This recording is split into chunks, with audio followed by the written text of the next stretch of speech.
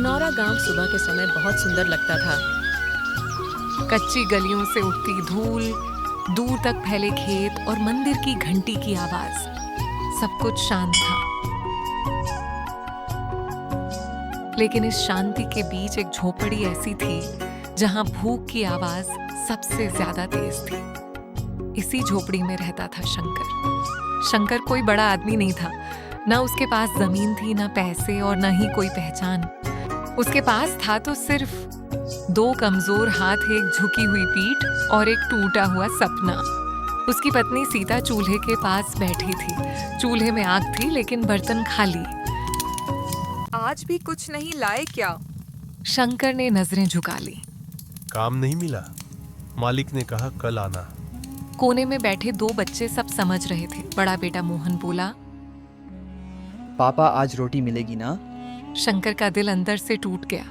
वह बाहर गया, आसमान की तरफ देखा और बुदबुदाया, भगवान, इतना भी गरीब मत बनाओ कि बच्चों से नजर न मिला सकूं। अगली सुबह शंकर मजदूरी की तलाश में निकला।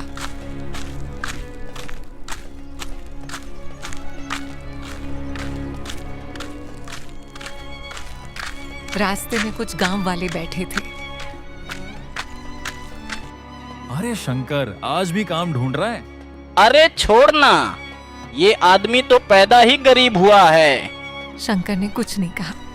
वह जानता था गरीब की आवाज कोई नहीं सुनता, लेकिन उसके अंदर कुछ जल रहा था।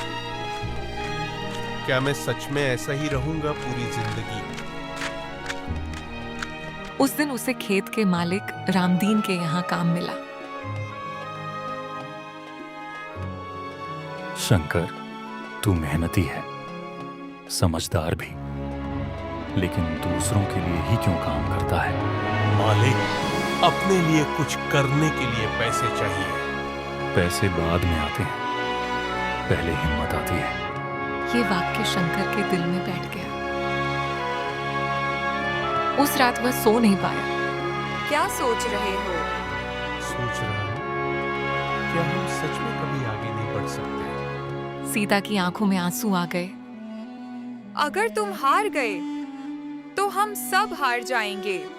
गांव के बाहर एक बंजर जमीन थी, पत्थरों से भरी, सूखी, बेकार। लोग कहते थे सो इस जमीन में तो किस्मत भी नहीं उगती। शंकर ने वहीं से शुरुआत की। अरे शंकर पागल हो गया है।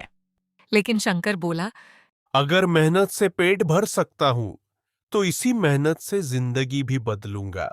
वह रोज सुबह वहां जाता, पत्थर हटाता, मिट्टी साफ करता। हाथ छिल गए, पीठ टूट गई।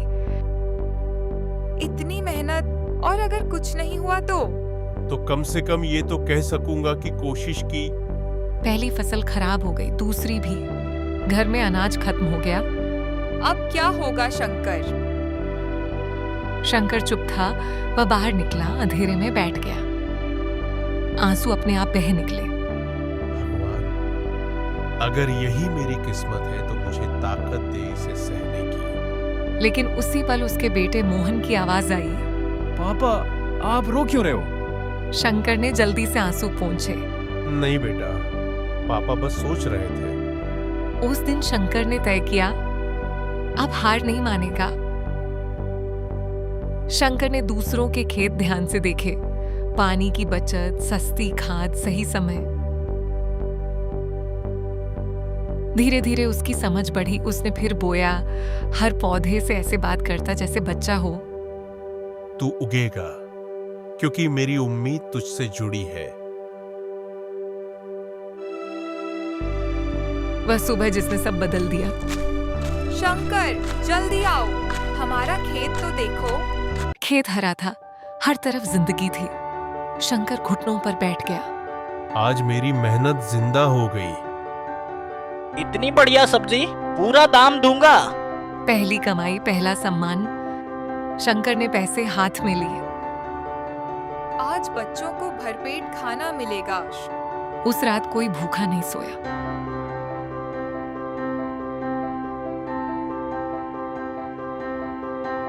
वही लोग, नई नजर जो लोग हंसते थे, वही बोले, शंकर हमें भी सिखा दे। मेहनत, सब्र और भरोसा, बस यही राज है। गांव के बच्चों से शंकर बोला, गरीबी से मत डरो, हार मानने से डरो।